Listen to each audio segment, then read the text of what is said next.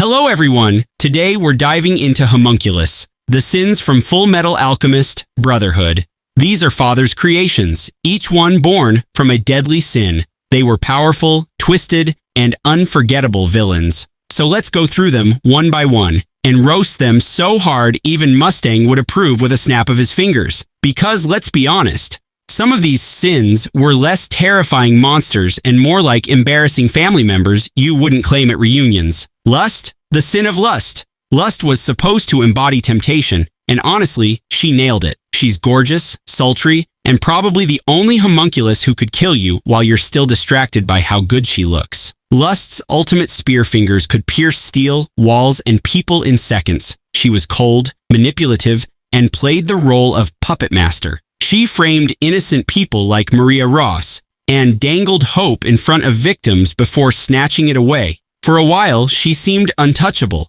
but her real moment came in one of Brotherhood's best fights, Lust versus Mustang.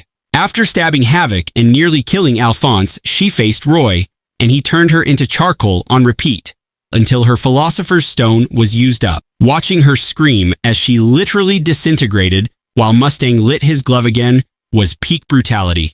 Lust didn't just die, Mustang turned her into crispy KFC original recipe, flame-grilled one snap at a time. Gluttony, the sin of gluttony.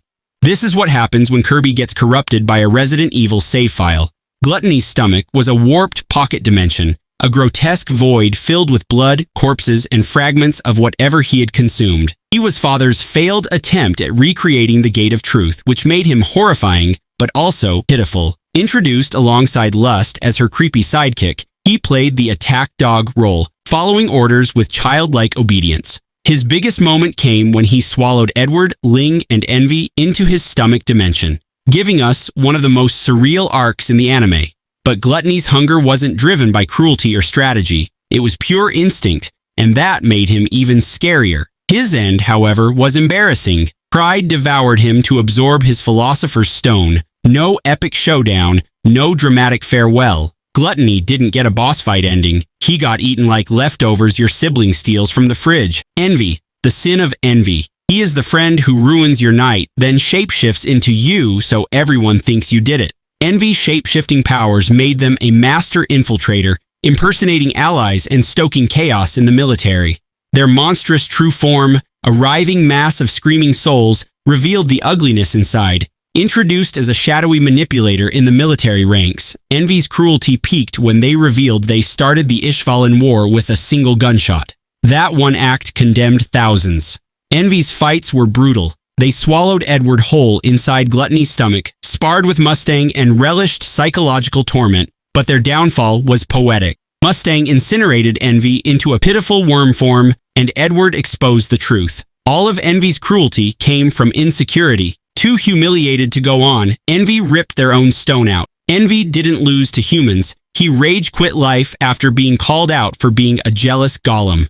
Greed, the sin of greed. This guy is the only homunculus who decided world domination was boring and switched sides like he was speedrunning redemption. Greed's ultimate shield made him practically indestructible, covering his body in carbon armor. But unlike his siblings, his greed wasn't for world power. It was for friendship, loyalty, and freedom. Introduced in Doubleth as a flashy gangster running his own squad, he was obliterated by Wrath in a brutal execution. But greed wasn't done. He returned, reborn in Ling Yao's body, which gave us one of Brotherhood's best duos. In this new form, Greed rebelled against Father and fought alongside Edward and Ling. He clashed with Wrath, betrayed Father, and in the final battle against God Mode Father, chose to sacrifice himself to protect Ling and the others. His last words, finally admitting his greed was satisfied by real friendship. Greed started as a villain, but ended as the only homunculus who deserved a funeral playlist. Sloth, the sin of sloth. Sloth is the dumbest homunculus of them all. He's basically a toddler trapped in the body of a giant. Barely able to string words together, he forgets his mission half the time and just kind of exists. Father gave him one job: dig a massive underground tunnel circling the entire country. And somehow, Sloth actually did it. Not because he's hardworking, but because he's too stupid to quit. He smashes through the Briggs fortress like drywall, leaving chaos everywhere. Despite his raw strength and speed, he's too lazy and too brainless to use them effectively. In the end, he pushed himself too far and got wrecked by Alex Armstrong and Sig. Sloth didn't die with some epic last words, he just fizzled out mid-sentence. Sloth wasn't a mastermind or a warrior, he was just proof that being a giant baby with muscles gets you nowhere. King Bradley, the sin of wrath. King Bradley, the so-called Führer of Amestris, is basically a grandpa with hacks turned on. He wasn't even born a homunculus, just a kid pumped full of a philosopher's stone who somehow lived. Unlike his siblings, he can't spam regeneration. Instead, he ages like a human, just in slow motion, so he gets old, but still moves like an Olympic fencer on energy drinks.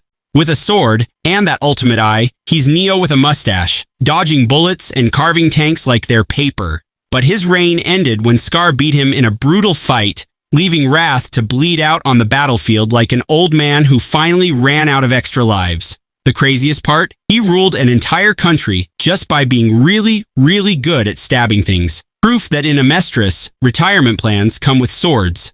Pride, the sin of pride. This is probably what happens when you give god-tier powers to the world's most annoying spoiled brat. Pride's shadow powers made him one of the scariest homunculus, stretching for miles, slicing people, devouring foes, and trapping Edward like prey.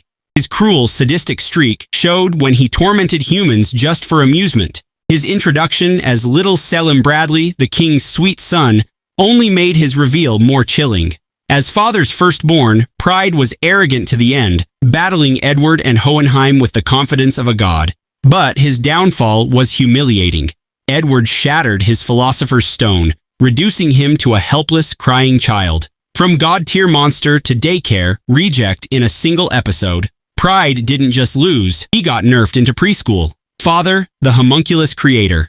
This is what happens when you give a nerd god powers and he still manages to fail a group project. Father created the homunculus, used Amestris as a giant sacrifice, and absorbed God itself. His ambition was limitless, to surpass humanity and become perfect. Introduced as the mysterious dwarf in the flask, his true reveal as the mastermind was one of Brotherhood's biggest twists. He orchestrated every war and tragedy in Amestris, pulling strings for centuries. In the end, his perfection unraveled. Hohenheim and the humans fought back, and Edward delivered the finishing blow.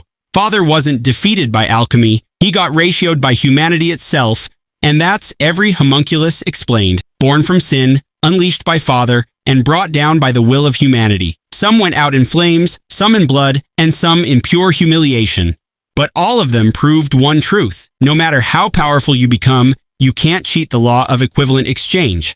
So, which homunculus do you think had the most brutal downfall, and who was the most overrated? Don't forget to like, subscribe, and stay tuned. We'll keep breaking down anime legends.